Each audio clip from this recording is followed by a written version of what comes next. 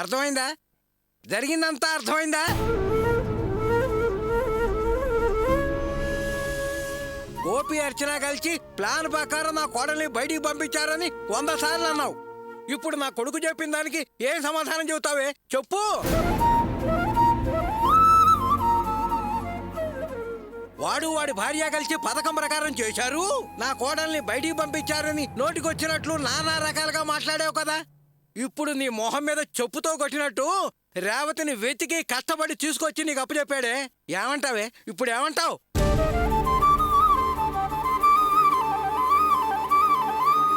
వాడు చెప్పిందే నిజమే. ఏ బాధ్యత లేకుండా తాగి తందనాలాడే నాలాంటి వాడిని పెళ్లి చేసుకుని ఈ కుటుంబాన్ని ఓపిగ్గా పెంచి పెద్ద చేశావు. అన్ని బరువు బాధ్యతలు మోసావు. నిజంగా నువ్వు చాలా గొప్పదానివే, చాలా గొప్పదానివి. గోపి చెప్పేదాకా నీ గొప్పతనం నేను గుర్తించలేదు. అలాంటి వాడిని, వాడి భార్యని ఇక ఏనాడైనా ఎలాంటి మాట అయినా అనాలనిపిస్తుందే నీకు? అలాంటి వాడిని, వాడి భార్యని ఏమన్నా అంటానికి మళ్ళీ నీకు నోరు వస్తుందిటే? అలా అంటే అసలు నీది మనిషి జన్మే కాదు, మనిషివే లేనట్టే. నాన్న వదిలేసే. నేనేదో తనకి నచ్చ చెప్పి రేవతిని ఇంటికి తీసుకొచ్చాను. అలా అని చెప్పి నిన్ను తక్కువ చేశానని మాత్రం అనుకోవద్దు. అరే, అలా అనుకునే అర్హత నాకుందిరా. అయినా నాకు ఈ మాత్రం విలువ ఉందంటే అది గోపి నాన్నను కాబట్టేరా, రంగయ్యగా మాత్రం కాదు. ఇంట బయట నాకున్న పేరేమిటో తెలుసా? తాగుబోతు రంగయ్య. నా అలవాటే నా ఇంటి పేరు అయిందిరా. కానీ గోపి, నేను ఎప్పుడూ ఎవరికీ ద్రోహం చేయలేదు. అందుకే ఆ దేవుడు నిన్ను నాకు కొడుగ్గా ప్రసాదించాడురా. నువ్వు నా గురించి అన్న మాటలు కూడా రేవతికి నచ్చజెప్పి తీసుకురావటానికే గాని నా మీద కోపంతో కాదురా. ఇంకా అలాంటప్పుడు నేను అనుకునేదేముందిరా, నువ్వన్నా నాకేం బాధలేదురా. పని సాధించావని గర్వంగా సంతోషంగా ఉందిరా. ఒరే బావా, వస్తాన్రా. శివ, నా కొడుకుతో బాటే రేవతిని వెతకడానికి చాలా కష్టపడి సాయంగా ఉన్నావు. చాలా థ్యాంక్స్ అయ్యా. నాకు థ్యాంక్స్ ఏంటి మావయ్య? గోపి వేరు, నేను వేరునా? అయినా నాకు థ్యాంక్స్ చెప్పి నన్ను పరాయవాణి చేస్తున్నారు. అయినా గోపి నాకు చేసిన దాంట్లో ఇదెంత? నేను మీ బిడ్డతో సమానం. వస్తాను మావయ్య. ఒరే బావా, వస్తానురా.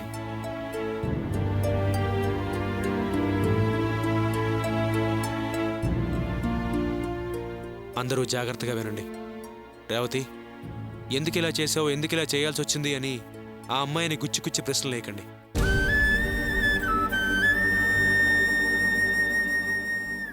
ఇప్పటికే ఆ అమ్మాయి మానసికంగా చాలా కృంగిపోయింది. నేనెంతో బతిమాలి ఆ అమ్మాయిని ఇంటికి తీసుకొచ్చాను. ఇక నుంచైనా ఆ అమ్మాయిని జాగ్రత్తగా బాగా చూసుకోండి. చూడండి, ఆ అమ్మాయి గొప్పింటి అమ్మాయి, ఆస్తి అంతస్తులను ఇంట్లో పుట్టి పెరిగిన పిల్ల. వాసుగాడిని ప్రేమించి మన ఇంటికి కాపురానికి వచ్చింది. ఆ అమ్మాయి మన ఇల్లుని తన ఇల్లులాగా ఫీల్ అవ్వాలి. ఆ అమ్మాయిని మనం కన్న కూతురులా చూసుకోవాలి. చూసుకుంటారనుకుంటున్నాను.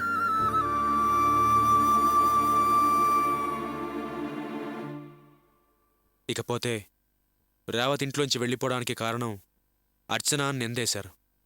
ఆ నిందని చెరిపేయడానికే నేనెంతో కష్టపడి రేవతిని ఇంటికి తీసుకొచ్చాను. ఇక నుంచి అర్చన గురించి ఎవరో నోటికొచ్చినట్టు మాట్లాడద్దు.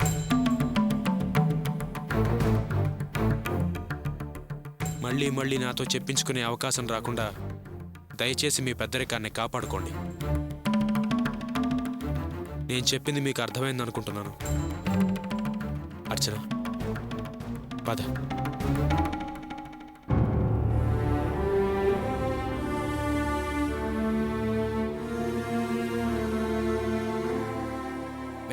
విన్నావుటే వాడు ఏం చెప్పి వెళ్తున్నాడో? ఇక నుంచైనా ఒళ్ళు దగ్గర పెట్టుకుని మసులుకో. సరే గాని రేవతి బాగా ఆకలితో ఉన్నట్టుంది, వెళ్ళి ఏమైనా చేసి పెట్టు. అమ్మ రేవతి, బాగా అలసిపోయినట్టున్నావు, కాసేపు విశ్రాంతి తీసుకోమ్మా. నేను వంట చేశాక పిలుస్తాను. రాణి, రావే. అమ్మా రేవతి, వెళ్ళి రెస్ట్ తీసుకో. వంట అవగానే అత్తయ్య గారు పిలుస్తుందిలే అమ్మా.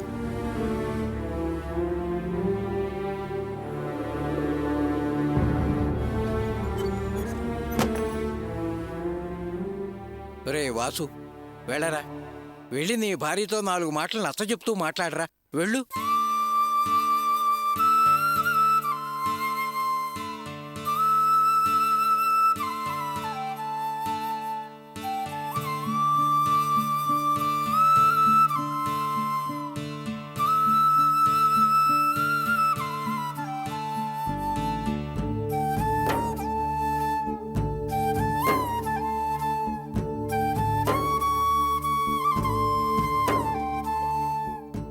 అర్చన, నన్ను క్షమించు.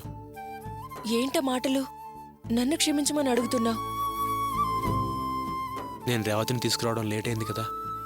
నిన్న ఆవిడ బాగా తిట్టుంటుంది. ఇదంతా నా వల్లే కదా. అనవసరంగా నిన్ను కష్టపెట్టాను. దానికి నువ్వేం చేస్తావు? రేవతి కనపడాలి కదా. దానికి నన్ను క్షమాపణలు అడగడం ఏంటి? అర్చన, నేను రేవతిని తీసుకురావడం లేట్ అయిందని నువ్వు భయపడ్డావా? 7 గంటల వరకు నువ్వు ఎలాగైనా రేవతిని తీసుకొస్తావనే నమ్మకంగా ఉన్నాను. ఆ తర్వాతే మెల్లగా భయం మొదలైంది. నువ్వు వచ్చాక జరిగిందంతా వివరంగా చెప్పిన తర్వాతే అర్థమైంది రేవతిని తీసుకురావడానికి నువ్వెంత కష్టపడ్డావో అని. నువ్వన్నట్టు నేను కాస్త ఓపిక పట్టుంటే నీకింత కష్టం కలిగేది కాదు కదా. నా వల్లే కదా నువ్వు కష్టపడాల్సి వచ్చింది. అందుకే నువ్వే నన్ను క్షమించాలి. బాగుంది. నువ్వు నన్ను క్షమించటాలు, నేను నిన్ను క్షమించటాలు ఇవన్నీ వదిలేస్తే బాగుంటుంది. నేనెళ్ళి రేవతిని ఒకసారి క్షమించమని అడిగిరానా? ఇప్పుడు వదిలే అర్చన. పాప అమ్మాయి చాలా బాధపడుతోంది. రేపెళ్ళి మాట్లాడదుగలే. నువ్వు చాలా ఆకలితో ఉండుంటావు. వెళ్ళి స్నానం చేసిరా, నేను వంట చేస్తాను.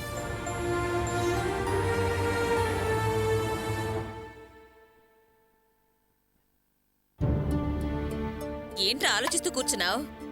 నీ పెళ్ళాం నీ మీద కోపం వచ్చి అలిగి ఇంట్లోంచి వెళ్ళిపోయింది. వాడెళ్ళి వెతికి తీసుకొచ్చాడు. కనీసం వెళ్ళి దాన్ని పలకరించకపోతే ఎలా? అలా ముద్దులా కూర్చుంటావేరా? వెళ్ళి మాట్లాడరా. ఏం మాట్లాడమంటావు? ఏం నచ్చ చెప్పమంటావు? నాకు మొహం చెల్లట్లేదే. ఇవన్నీ చేసేటప్పుడు ఆలోచించాలరా. ఏం మాట్లాడాలి? మొహం చెల్లటం లేదంటే సిగ్గులేదు? వెళ్ళి అదే చెప్పు. చేసిన పనికి సిగ్గుపడుతున్నాను. ఒరేయ్, చెప్పిన మాట వినరా, లేకపోతే అది అలాగే ఉంటుంది. ఇంకేదన్నా ఆలోచన చేస్తుంది. వెళ్ళరా, వెళ్ళి మాట్లాడరా. వెళ్ళమంటుంటే.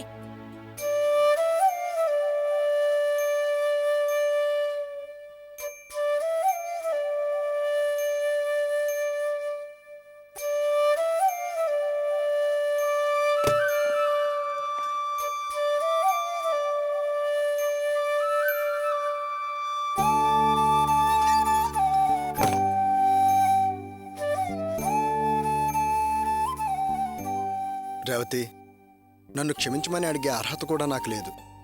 నేను క్షమించలేనంత తప్పు చేశాను.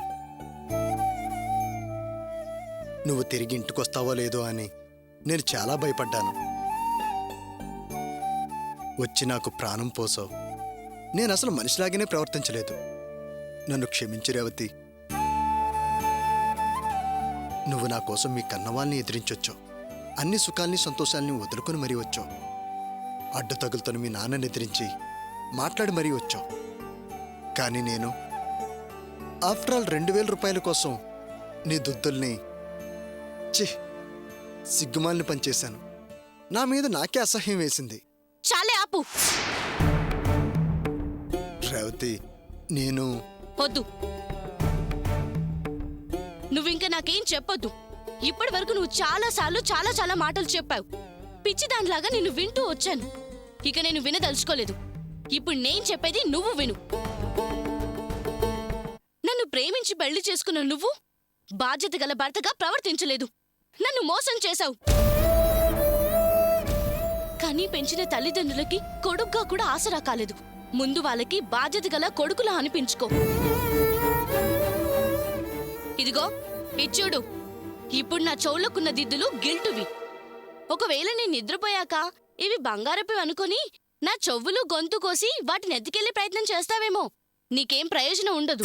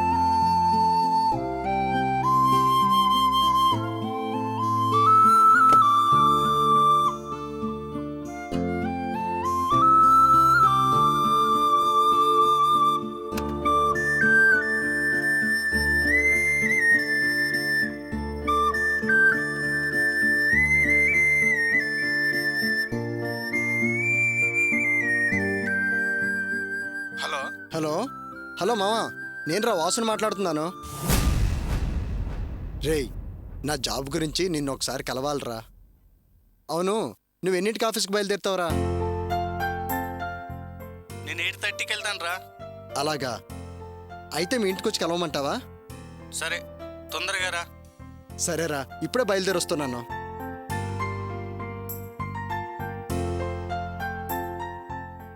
ఓకేరా. అత్తయ్య లేచావమ్మా, రమ్మరా. అత్తయ్య, ఈరోజు పని చేసే వంతు మనదే కదా? అవునమ్మా. అయితే నేను వెళ్ళి వాకిలి ఊడ్చి ముగ్గేసి వస్తాను అత్తయ్య. అయ్యో, నీకెందుకమ్మా, ఆ పనులు నేను చూసుకుంటా గానీ నువ్వు వెళ్ళి మొహం కడుక్కొనిరా, కాఫీ తాగుదు గాని. వద్దులేండి అత్తయ్య, ముందు మీరు తాగండి, నేను వాకిలి ఊడ్చేసి వస్తాను. సరేనమ్మా.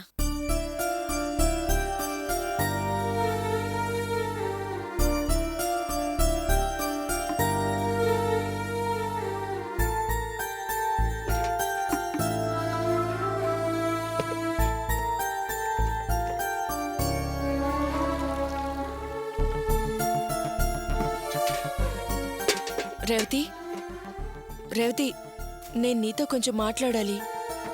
రేవతి, నా మాట విను. రేవతి,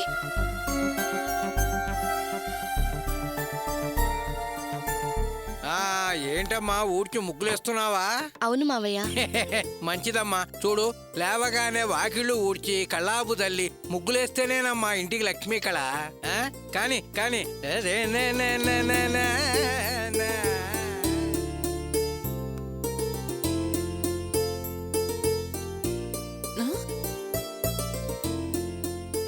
ఏంటి వాసు, చాలా ఆశ్చర్యంగా ఉంది. రోజు ఈ పాటికి గురక పెట్టి నిద్రపోతూ ఉంటావు. ఈ రోజేంటి పొద్దున్నే స్నానం చేసి రెడీ అయిపోయావు? ఎక్కడికి బయలుదేరావు? అవన్నీ పాత రోజులు, పాత వాసు పద్ధతులు. ఈ రోజు నుంచి ఈ వాసు కొత్త వాసు. ఈ వాలటి నుంచి నాకు బాధ్యత లేదని వేలెత్తి చూపించే అవకాశం ఎవ్వరికీ ఇవ్వను.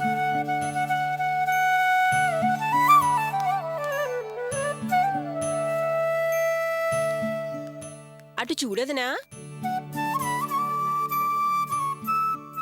అది రేవతే కదూ? అవును. మొన్న వెళ్ళిపోయింది, ఇంక రాదనుకున్నాం, వచ్చిందే. ఏమా రేవతి, బావున్నావా?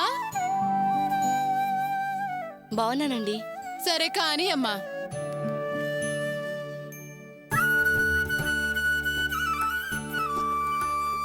అయ్యయ్యో, ఈ పనులని నువ్వెందుకు చేస్తున్నావు? నేను చేస్తాను, వదిలే.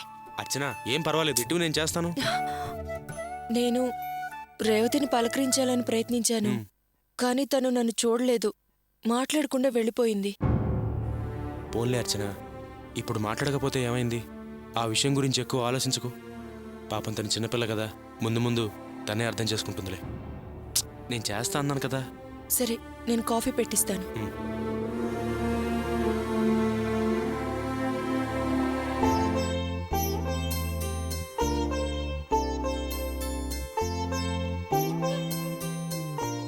అమ్మా, వెళ్ళొస్తానమ్మా. ఏంట్రా, కాఫీ కూడా తాకుండా వెళుతున్నావు? ఇదిగో తాగు.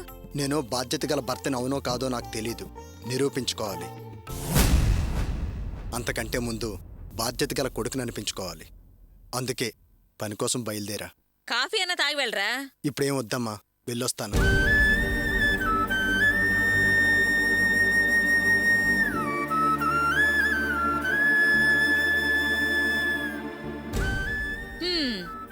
వీడికి ఏదొచ్చినా పట్టుకోలేవు. అయితే అతివృష్టి, లేకపోతే అనావృష్టి. వీడు అస్సలు అర్థం కాడు.